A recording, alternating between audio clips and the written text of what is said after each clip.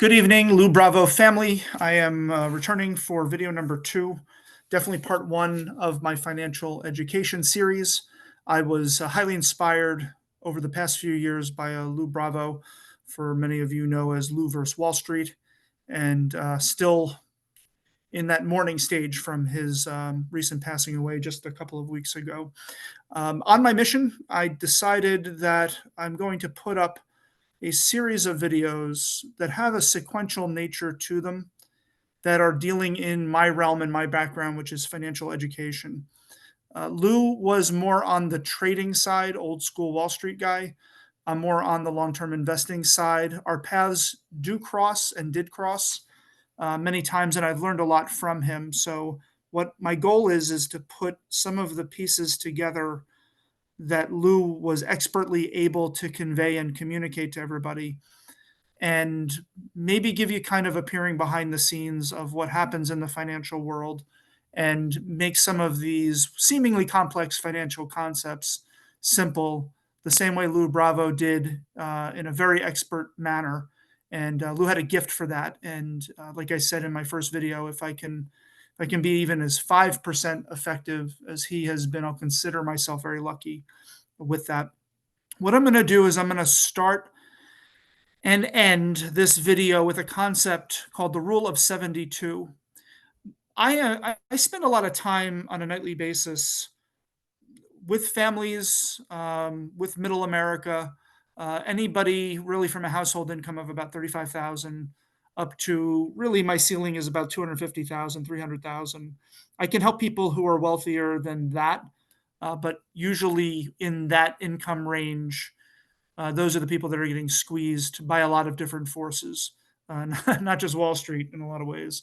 So, and I sit down with doctors, I sit down with lawyers, I sit down with engineers, I sit down with teachers, I sit down with people who wait tables, average everyday Americans, everybody in between. And I'd have to say, probably out of every 100 people I sit down with, only one, maybe two people have ever heard of the Rule of 72. And out of those one or two people, neither of those one or two people can explain it in a manner that actually makes sense and applies to themselves and their own financial picture.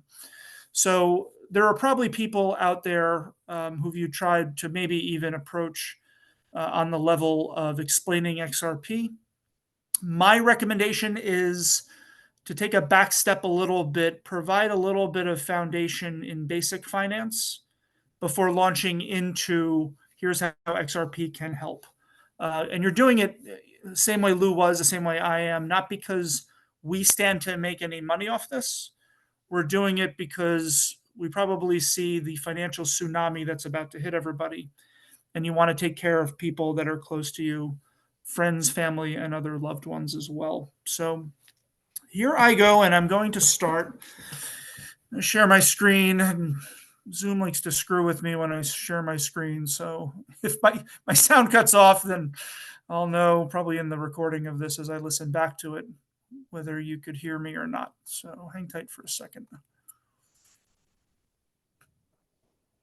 There's one from the beginning. Okay, so the Rule of 72 is also known as the money and banking rule. Now, I took money and banking in college, and I never learned the money and banking rule. So college in and of itself, I'm sure has a lot of shortcomings and challenges, but it led me to kind of question what else I didn't learn and paid for with my own money for my own education many moons ago. It's a simple rule. It's a mathematical formula that will tell you approximately how many years it would take your money to double. So if you are putting money into any investment vehicle, obviously you want to see it grow. You don't want to lose money, but it's also good to have a plan on a shorthand level like this rule will do for you to see where your money is going to go. And you may want to skim some off the top for other plays. You may want to purchase something you've always wanted to purchase. You may want to see the efforts of compound interest for retirement. Whatever your goals are, this is a good place to start, definitely. This rule is in every library in the world. You can Google it. I was so blown away by it that I did not believe that this was true. I tried to disprove it mathematically. to no avail. It actually, every time the money was supposed to double, it did, based on just pencil and paper that I was trying to disprove it. I'm that guy. So I should have just Googled it. It would have saved me a lot of time. But here's how it's going to work for you. And then I'm going to peel behind the curtain and show you how it works in the financial industry. So, simple formula. If you're investing at 3%, 6%, or 12%, we'll do an example of each. Take your interest rate that you're investing in, divide it into 72, you come up with a number.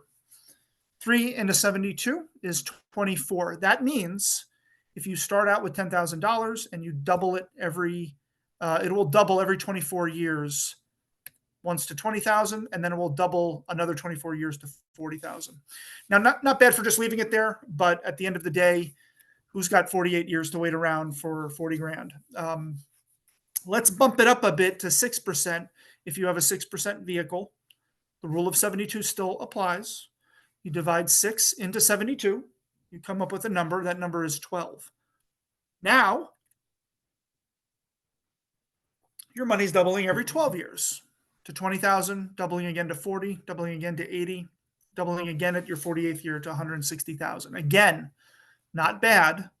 But again, you're not going to retire on that, definitely. And if you have goals and dreams that are above 160 grand or shorter than 48 years, a 6% vehicle is going to be better than your bank maybe giving you a 3% vehicle, but not going to get you where you want to be. Now, let's suppose you were investing that same amount of money, same amount of time, $10,000 into a 12% vehicle. I was asked the question, I was taught this rule by a very good friend of mine years ago, and he asked me, if you had the same amount of money, same amount of time in a 12% vehicle compared to a 6% vehicle, what do you think you'd have at the end of the 48 years? It's a great question. And I tried to get cute, thinking, well, I doubled my interest rate, so maybe I'll a little bit more than double my money. I think I said 400,000, which is roughly the guess that I get from a lot of sharp people that I sit down with and ask them this question. But remember, the rule still applies. 12 divided into 72 is 6. That means your money is now doubling every 6 years. And at the end of the 48 years, you end up with $2.5 million. Now, when I saw this, obviously my skepticism buttons kicked in. And I said, there is no way this is true. Because if it was true, everybody would be taking advantage of it. The more I got into teaching others personal finance and asking them about this rule, if they knew it, if they heard of it, and finding out that middle America specifically is woefully ignorant of the basic money and banking rule, I realized that there was a duty and a mission on my end to reach as many people as possible with this information. So, if we're going to play the money game, and we have, and Lou has guided us on some back dealings that happen in the investment world to educate us so we are prepared and not taken advantage of. If we're going to win the money game, how are we going to do that if we don't know the rules? It's a basic question that I ask. And the other question that I ask, as you're looking at this, is that where does that $10,000 in the 3% column go? Let's peer behind the curtain a little bit. Is it sitting in a paper bag at the bank waiting for you to pick it up in 48 years and find 40 grand in it? No. What banks will do is secure your money, the 10 grand. They'll walk it over to guys like me to invest it at 12%. And at the end of the 48 years, the banks get $2.5 million.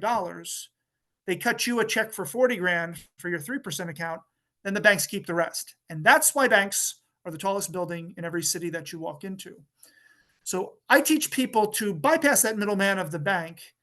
Your money's obviously not going to grow with them. Chances are, if you want to guarantee yourself a rate of return of 3%, you're going to be broke.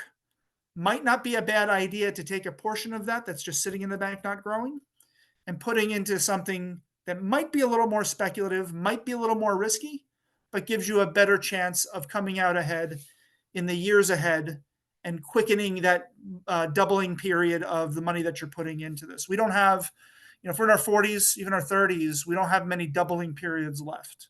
So ideally, you want to be putting your money, not all of it, but I think a portion of it wouldn't hurt to put it in a vehicle that's actually going to work for you, because you're the one working hard for your money on a day-to-day basis, getting the paycheck twice a month to even have a shot at something like this. And the magic question that I ask people is, which column would you prefer to be in, the 3% or the 12%? And it's obvious what the answer is going to be for people sitting down with me. 3%, the banks aren't giving 3%, but let's pretend they are. You could probably get for 6% a bond fund. 8% you could probably enter the equity and income fund realm. 12%, 10 to 12% over a long period of time, 25 to 30 years if you're investing. That's your best shot at getting growth or even aggressive growth funds that will get you that rate of return. My reason for showing you this and peering behind the curtain a little bit is because you probably have gone to people who you love and respect and want to see do well. And they're hardworking, average people, who probably don't ask much from anybody, but believe in the system. And the system does nothing but this to them in a lot of ways. You may have brought up XRP or XLM or XDC to them saying, hey, look, even if you have just a couple $100, it's 60 cents, it's 11 cents, it's 5 cents, it can't hurt. What I believe is that it's probably better to build a foundation of at least teaching people this rule and what the system's doing to them. Explain to them that the 3% guarantee that they think they're getting at their certificate deposit in their bank is going to guarantee that they're going to be broke. And when you ask that question of, if you had to choose, which column would you like to be in? They're obviously going to say 12%. Key question to ask at this point is, I truly believe that this token that I'm investing in places me in the 12% column. Would you like to hear some of the reasons why? Main question. And when you ask that question, think of 1, 2, no more than 3, probably good reasons why even throwing just a token amount of money, couple hundred, 1,000 if they have it, but it doesn't have to be gobs of money. It doesn't have to be even 10,000, but just a couple hundred, maybe up to $1,000 while it's at 60 something cents per token can actually put them in a very good position financially as we go forward. You believe in this as much as I do. I've done the due diligence on it to see if XRP, as Lou has indicated, is the future of OPEC. Now is the time to get in, and not when it becomes $3, $6, $10, $20, because $1,000 or $100 or a couple $100 won't get you very far once this thing starts to climb and wants to build. I hope this was enlightening. I hope this helped. Again, I'm going to be putting out similar videos to this, pretty much in line, lockstep, and beyond with what I teach my own investment clients. And again, share this video with people that you feel could benefit from it. And again, Lou vs. Wall Street community and the family, giant hugs.